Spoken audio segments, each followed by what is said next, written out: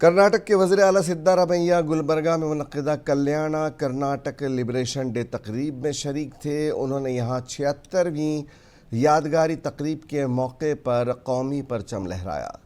गुलबर्गा में लोगों को कल्याणा कर्नाटक लिबरेशन डे की मुबारकबाद देते हुए सीएम सिद्धारामैया ने कहा कि 28 नवंबर सन 2014 को काबीना की मीटिंग के बाद तकरीबन एक दहाई के बाद रियासती हुकूमत गुलबर्गा में काबीना की मीटिंग कर रही है।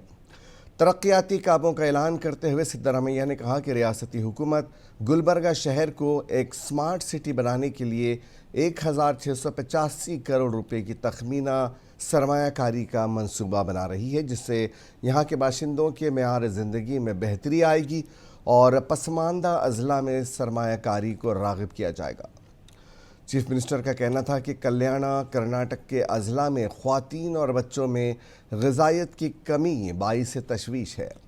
उन्होंने बताया कि इस साल इस मसले को मौसर तरीके से हल करने के लिए 220 करोड़ रुपए का खुसूसी फ़ंड मुख्तस किया जाएगा। सेहत के मराकज़ और अस्पतालों को अपग्रेड करने के साथ साथ 50 नई एम्बुलेंसों का इजाफ़ा करने के मंसूबों का भी उन्होंने इस मौके पर ऐलान किया।